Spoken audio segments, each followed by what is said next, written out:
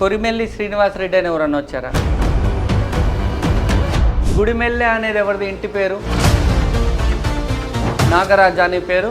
కనక నాగరాజు అంతేనా? సరిత అనే వాళ్ళు కూడా వచ్చారా? ఎవరో అనిపిస్తుంది. ఎవరమ్మా? మీరా? నువ్వు నాకేమన్నా తెలుసా? బీటెక్ ఏరోప్లేన్కి సంబంధించి ఏరోస్పేస్కి సంబంధించిన ఎడ్యుకేషన్ చేసావు, కరెక్టా? మీ నాన్న పేరేంది? గుడిమెట్ల మల్లేశ్వరరావు. ఇదిగో. అమ్మ పేరేందయా? గుడిమెట్ల సీతా మహాలక్ష్మి.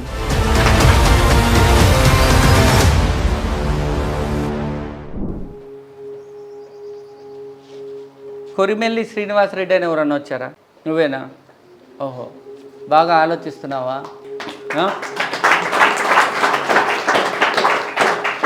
నేను చాలామందిని మాట్లాడుతూ పిలుస్తాను. నేను పేర్లు డేట్ ఆఫ్ బర్త్లతో పిలుస్తుంటాను. గుడిమెల్లె అనేది ఎవరిది ఇంటి పేరు? ఇంటి పేరుతో పిలిచాను వాళ్ళని. మీదేనా? గుడిమెట్ల మీదేనా? ఓకే. నాగరాజు అని పేరు. కనక నాగరాజు అంతేనా? సిగ్గుపడితే పిలువను, సిగ్గు లేకుంటే ఇక్కడ పిలుస్తా, అంతేనా? ఇప్పుడు నేను ఇలా పేర్లు పెట్టి పిలుస్తున్నాను కదా, ప్రతిసారి పిలుస్తాను. పేర్లు డేట్ ఆఫ్ బర్త్లు ఇలా పెట్టి పిలుస్తాను కదా, సరదా కోసం పిలువను. నేను ఇలా పిలిచానంటే మీకు చాలా నెగటివ్ ఎనర్జీస్ ఉన్నాయి, చాలా బాధల్లో ఉన్నారు అని అర్థం. అలాంటి వాళ్ళు కనీసం హోమం కూడా చేయించుకోలేరా? మీరు ఇక్కడ హోమం చేయించుకోండి. సరిత అనే వాళ్ళు కూడా వచ్చారా? ఎవరో అనిపిస్తుంది. ఎవరమ్మా? మీరా? మీరు కూడా హోమం చేయించుకోండి. సో మీరంతా కూడా అంటే ఒకటేసారి అడిగితే ఆయన కూడా చేయలేడు, అంటే వీక్లీ ఒకరికే కదా జరుగుతుంది. కాబట్టి మీరు మాట్లాడుకొని ఆ హోమం అనేది చేయించుకోండి. సరే, నేను చాలా రోజులైంది ఇట్లా పేర్లు పెట్టే పిలుస్తున్నాను కానీ పెద్దగా రాయట్లేదు, చాలా రోజులైంది. కాబట్టి ఈరోజు రాద్దామని అనుకుంటున్నాను. రాయమంటారా?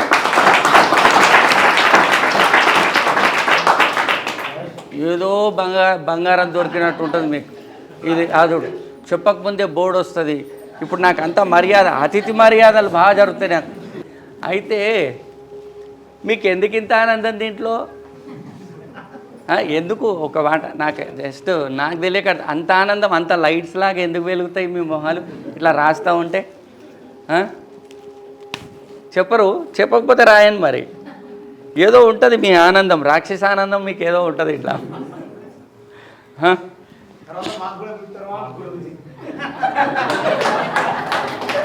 ఇప్పుడు నేను ఆల్రెడీ పేర్లు పెట్టి పిలుస్తున్నాను. పిలిచిన వాళ్ళు హోమాలు చేయించుకున్నారా? ఇక్కడ కనీసం హోమం చేయించుకున్నారా? చేయించుకుంటే సంతోషం, మీకే బెస్ట్. చేయించుకోని వాళ్ళ గురించి చెప్తున్నాను, చాలా సంతోషం.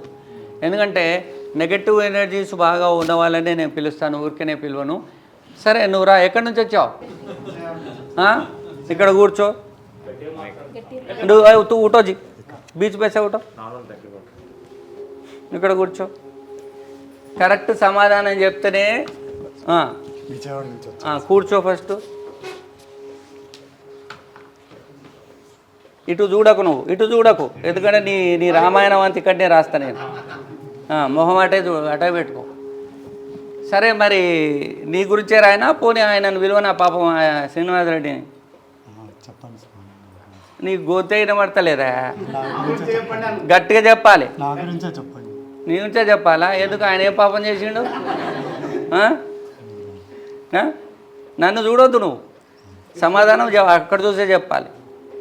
నువ్వు నాకేమన్నా తెలుసా? నన్ను ఫస్ట్ టైమే చూసావా? ఆన్లైన్లో అందరు చూస్తారులే. నువ్వు గట్టిగా మాట్లాడకపోతే శ్రీనివాసరెడ్డి రెడీగా ఉండు, నేను ఏ క్షణమైనా విలువచ్చు. ఎందుకంటే గొంతు లేనివాడితోటి నేను ఎందుకంటే రాయటం ఇక్కడ. ఇవాళ పొద్దున్న మేడ మీద చూసారు రాగానే, ఇక్కడ తర్వాత ఇక్కడ చూడటం. అంటే నా బేడెక్కి నన్ను బిద నుంచి కూడా చూస్తున్నావా?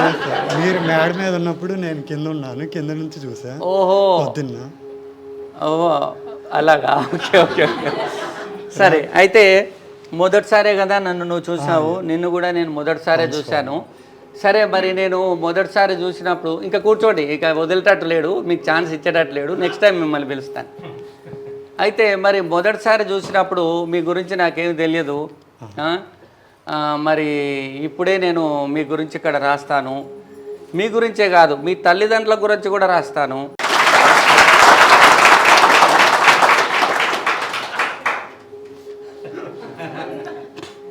ఇప్పుడు మనిషి మొహం చూసి రాయటం ఒకటి, నుదురు చూసి ఒకటి. సో తల్లిదండ్రులను కూడా నేను తప్పుతూ కూడా రాశాను. ఇతని మొహం చూసి ఈయన తల్లిదండ్రులు, ఈయన ఫ్రెండ్స్, ఈయన సర్కిల్ ఇదంతా వెళ్ళొచ్చు. అయితే కొందరు వెధవులు, కొందరు గాడిదలు, గాడిద కొడుకులు అని కూడా అనొచ్చు, తప్పేవి లేదు. వాళ్ళకి తెలియక వాళ్ళకి ఇష్టం వచ్చింది అనుకుంటాడు అంటే రేషన్ కార్డులా ఉంటాయంట పేర్లు, టైమ్ ఆఫ్ బర్త్లు, డేట్ ఆఫ్ బర్త్లు రేషన్ కార్డులో రాసి పలానా కులము, పలానా ఆయనకు పలానా ఆలోచన వచ్చింది అని ఎక్కడైనా ఉంటుందానే? ఒక గాడిద కొడుకు వాడు క్రియాయోగాన్ని పెట్టుకున్నాడు, గాడిద కొడుకు వాడు ఆకులు అలములు తిని బతుకుతాడని చెప్పి అడ్వర్టైజ్ చేసుకుంటాడు. వాడు ఏం లేదు, ఈవినింగ్ మంచిగా బందు కొట్టి సందులలో వండుకుంటాడు. వాడు చేసేది అంతే. ఆ గాడిద కొడుకు ఒకసారి ఒక విషయంలో చెప్పాడనమాట. వాడిని ఒక విధవ అడిగాడు. విషయం ఏంటంటే నేను ఎలా చేస్తానో ఎవరికి అర్థం కావట్లేదు.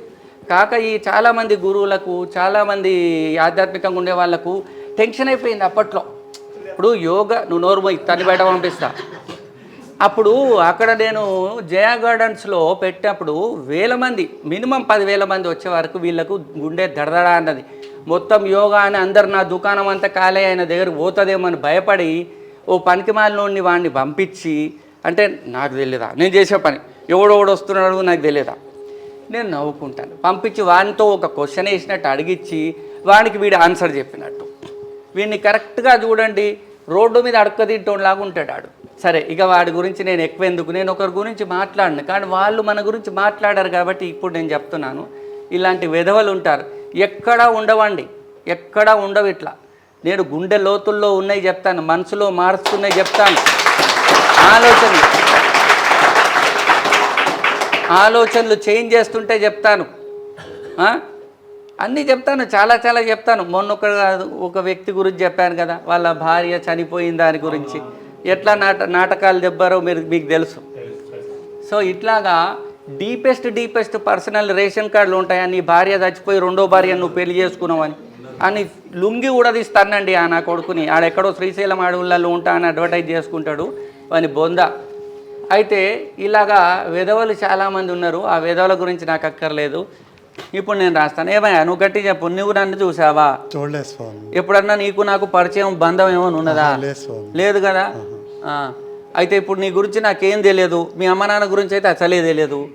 మరి ఇప్పుడు నేను రాస్తాను, తప్పో ఒప్పో చూసుకుందాం, చూద్దాము, చెప్పలేము. ఇప్పటి వరకు అయితే తప్పు రాయలేదు, తప్పు రాస్తానేమో తెలియదు, చెప్పలేము. ఒకసారి అవ్వచ్చు కూడా, చెప్పలేము. బట్ నేను రాయనని అనుకుంటున్నాను. What ever I know I'm going to right. మీరు అట్టే చూడండి. సరే, స్పెల్లింగ్స్ పట్టుకోవద్దు, నేను ఆలోచనలు అక్కడ ఉంటాయి.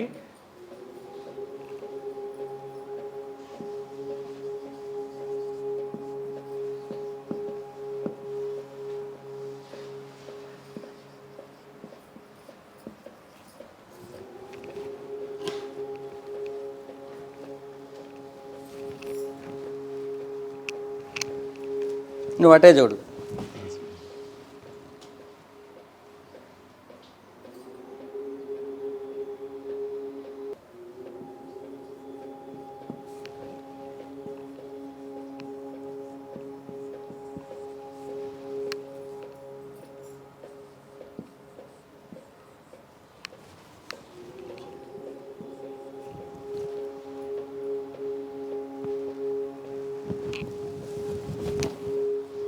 పర్సనల్స్ వస్తున్నాయి కానీ నేను రాయొద్దని రాయట్లేదు. మీరు అటే చూడండి.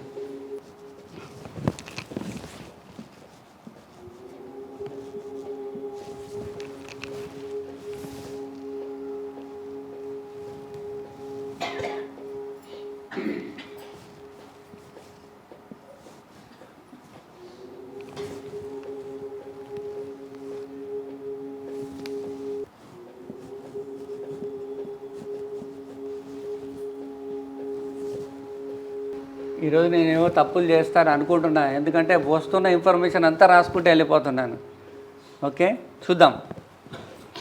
సరే, ఇక్కడ చూడొద్దు, నువ్వు చాలా విషయాలు రాశాను. ఇంకా రాస్తే బోర్డు మరి ఇంకా ప్లేస్ లేదు. అయితే ఇందులో నేను పర్సనల్స్ అంతా కూడా తీసేశాను. అయితే సరే చూద్దాం, నేను ఎంతవరకు కరెక్ట్ రాశానో లేదో చూద్దాం. సో ఇలా చెయ్యాలి అనుకుంటే ప్రతి వీకు ప్రతి వాళ్ళని గురించి నేను రాయొచ్చు. ప్రతి వాళ్ళు, ఎందుకంటే కొత్త వాళ్ళే రాస్తున్నాను. ఏ ఊరు నుంచి వచ్చావు బాబు నువ్వు? విజయవాడ నుంచి. డైరెక్ట్ విజయవాడనా ఇంకేదైనా ఊరా? మాది గుడివాడ. ఇప్పుడు అక్క దగ్గర విజయవాడలో ఉంటున్నావా? ఓకే, విజయవాడ నుంచి వచ్చావా? సరే, ఒక పని చేద్దాము. నువ్వు ఇటు చూడకుండా నేను అడిగిన దానికి సమాధానం చెప్పు. నువ్వు 5 సంవత్సరాల నుంచి ఉద్యోగం లేదు నీకు అసలు, కరెక్టా? కరెక్ట్. గట్టిగా చెప్పాలి.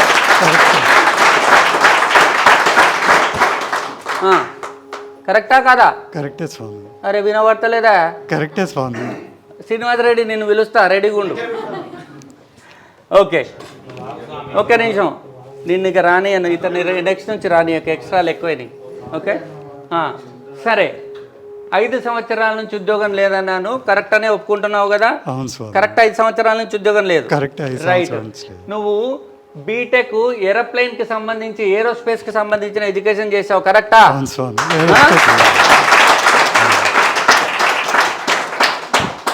ఇప్పుడు చెప్పు, కరెక్టా? కరెక్టే స్వామి.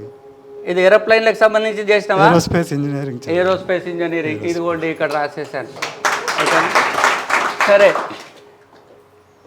ఇప్పుడు చాలాసార్లు బ్రతుకు మీద కోపము, విరక్తి కలిగి ఇన్ని రోజుల నుంచి వేసుకుంటాన్ని మనసులో అనిపిస్తూ ఉంటుంది, అంతేనా? ఇవన్నీ రేషన్ కార్డులో రాస్తాడు అవడదా? ఆయనకి మంట పెట్టుండి ఎక్కడ పెట్టాలో మీకు తెలుసు కదా. ఇక మీ ఇంటి పేరేందా? గుడిమెట్ల. ఇదిగో రాశానా? రాశాను. ఓకే, ఆగుదాం. మీ నాన్న పేరేంది? గుడిమెట్ల మల్లేశ్వరరావు. ఇదిగో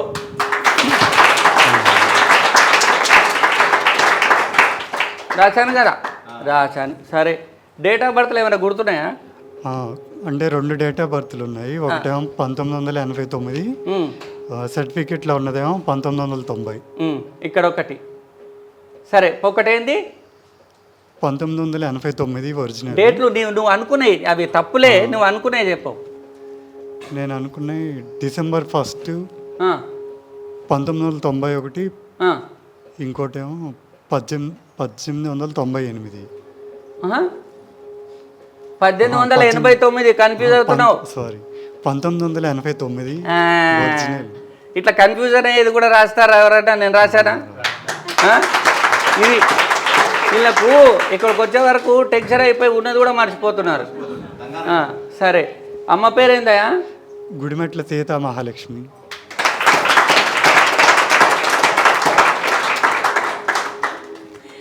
ఇక నీ పేరేంది? గుడిమెట్ల కనక నాగరాజు. ఇదిగో, అంటే గుడిమెట్ల ఇక్కడ రాసిన, ఇక్కడ ఇక్కడ ఇక్కడ ఇది ఉంది.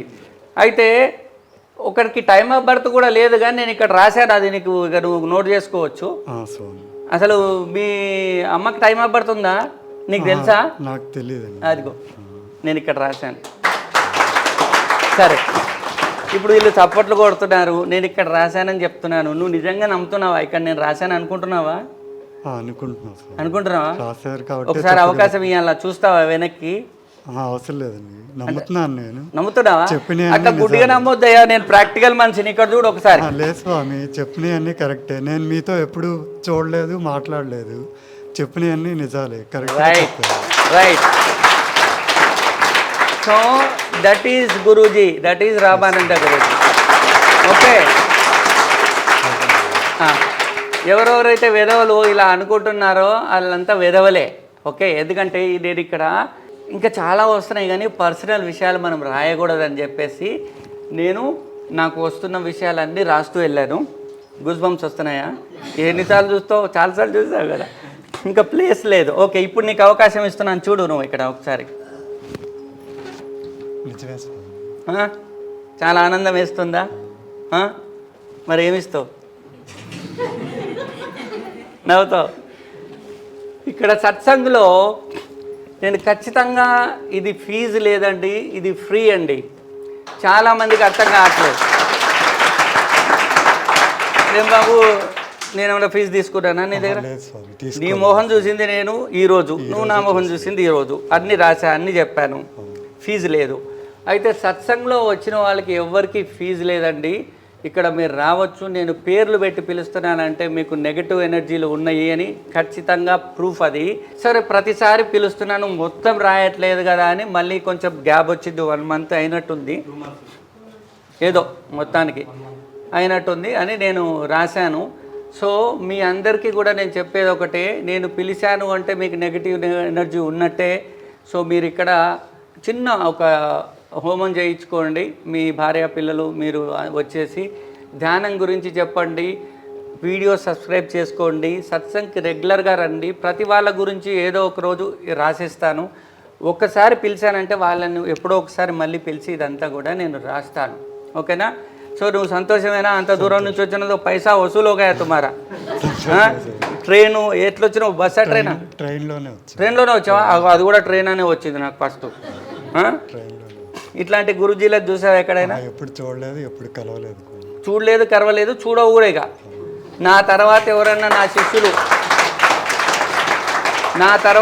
శిష్యులు ఎవరన్నా చేయొచ్చు. ఏ भी कर सकते, मेरा बेटा है वो भी कर सकते, वो तो बूढ़ा हो गया उसका बच्चा कर सकते. సో ఇలా ఉంటుందండి. సరే, ఇక నేను దీని గురించి 2 మాటలు చెప్తాను. చాలామంది గురువులు అని పెద్ద పెద్ద దండాలు వేసుకొని చాలా చెప్తూ ప్రవచనాలని అవి చెప్తుంటారు. చెప్పండి, గురువులే, అందరినీ రెస్పెక్ట్ చేయండి, కాదన్ను. కాదు, కొందరు గురువులు వాళ్ళ శిష్యులని పంపిస్తూ ఉన్నారు. ఏంటి, ఎలా అనేది అది కాదు నాయన. మీరు సిన్సియర్గా నా దగ్గర రండి, మీకు కావాలంటే నేను ఖచ్చితంగా చెప్తాను. సో ఇది ఊరికే ఆషామాషిగా వచ్చేది కాదు. కాషాయం బట్టలు వేసుకొని కిరీటాలు పెట్టుకొని పక్కన 10 మందిని పెట్టుకొని జై హో అని డప్పులు కొట్టి రోజు మీడియాలో కూర్చుంటే కాదు. నేను మీడియాలో కూర్చోవాలంటే కూర్చోగలను, నేను కూర్చోవట్లేదు, మీకు తెలుసు. నేను ఓన్లీ ఒక సుమన్ టీవీలో వీడియోస్ నా దాంట్లో తప్ప నేషనల్ మీడియాలో కొంచెం కూర్చున్నాను. రోజు కూర్చుంటే అంతమంది జనాన్ని ఎక్కడ మెయింటైన్ చేసేది? ఒకసారి మనం కొంచెం చేద్దాం అనుకుంటేనే ఒకేసారి 10,000 మంది వచ్చారు. అది మీరు అందరూ చూశారు, పాత వీడియోస్ చూడండి. అందుకని కావాలని నేను ఫిల్టర్ చేసుకొని జనాలు ఎక్కువద్దని చెప్పి నేను రోజు రాయకుండా అప్పుడప్పుడు రాస్తూ ఓన్లీ లిమిటెడ్ వాళ్ళకే మనం పిలుస్తున్నాం ఇక్కడ. సో అది కావాలని చేసుకుంటుంది. సో ఇక్కడ చెప్పేది ఏంటంటే, మీ ఊహల్లో ఏవో ఊహించుకుంటే కాదు, మనకు తెలియని ప్రపంచం చాలా ఉంది. ఆ ప్రపంచంలో ఎన్నో వింతలు విశేషాలు చాలా ఉన్నాయి. మనసు గురించి తెలుసుకోవాలని ఎవరికైతే ఇంట్రెస్ట్ ఉందో, మానసికం అంటే ఏమిటి, మైండ్ అంటే ఏమిటి, దాని ఆలోచన ఏమిటి, అది ఎలా ఉంటుంది, అసలు మనసును మనం చూడం కదా, మనం అనుభవంలోకి తెచ్చుకుంటాం మనసులో జరిగే విషయాలన్నీ. ఈ శాస్త్రం గురించి కానీ దీని గురించి కానీ తెలుసుకోవాలనుకున్నా, ధ్యానం గురించి తెలుసుకోవాలనుకున్నా మీరు రెగ్యులర్గా రావాలి మెడిటేషన్కి. ఇదన్నీ ఒక రోజులో వస్తుందా? నేను ఒక్కసారి ఇలా చూసి రాసుకుంటూ వెళ్ళిపోతున్నాను. ఇక ప్లేస్ లేదు రాయాలంటే, ఇంకా రాస్తాను నేను. అందులో నేను పర్సనల్స్ రాయలేదు, ఎదుటి వాళ్ళని డిస్టర్బెన్స్ చేసేవి రాయలేదు. ఎందుకంటే గతంలో రాశాను ఇలా చచ్చిపోయినవి, కొంచెము రెండో సంబంధం ఇట్లా ఉంటాయి కదా, కొంచెం ఆయన 2వ దుకాణం 3వ దుకాణం ఓపెన్ చేసిన. కానీ అలా చేస్తే పాపం టెన్షన్ అయిపోయి ఉల్టా చేస్తున్నారు, అంటే ఇబ్బంది అవుతున్నారు. అందుకని ఇది తెలిస్తే పోయేదేమి లేదు, అన్నీ సింపుల్ వే కాబట్టి రాశాను. అయ్యా నీకు ఉద్యోగం వస్తుందయ్యా త్వరలోనే, మరి నేను రాశాను కదా, మరి అది కూడా చెప్పాలి కదా. సో ఉద్యోగం వస్తుంది.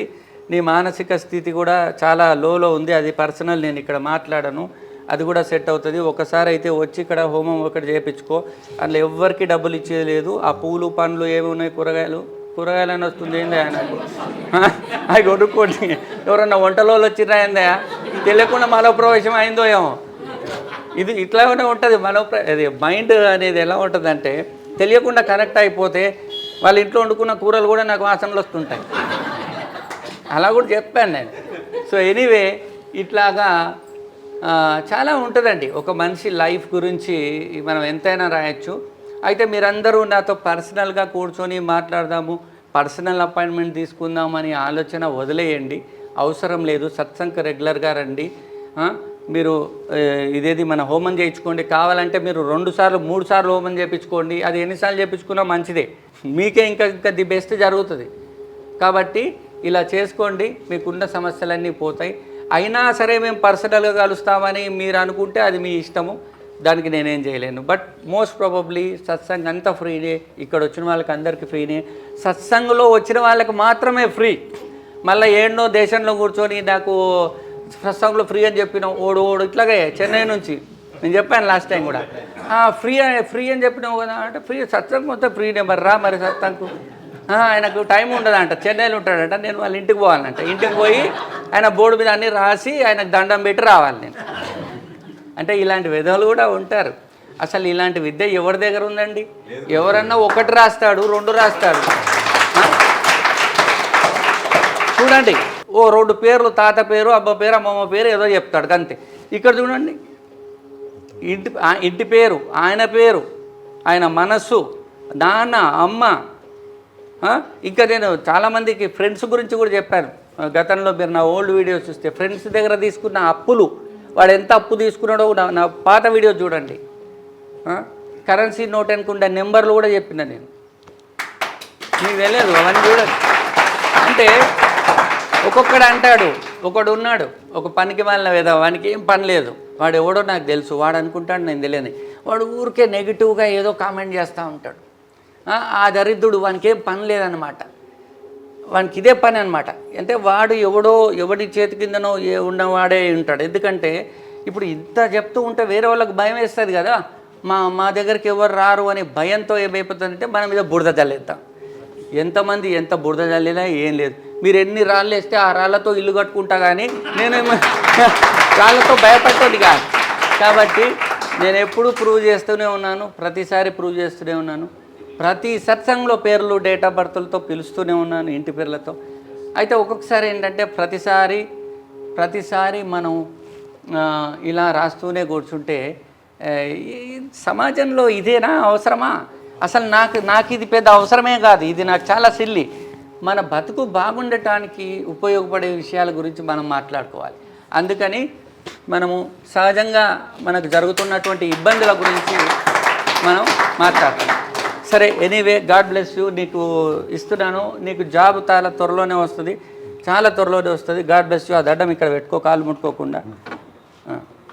ఓకే, నమః శివాయ. వెళ్ళి అక్కడ కూర్చో ప్రశాంతంగా, టెన్షన్ పడకు, అక్కడ కూర్చో.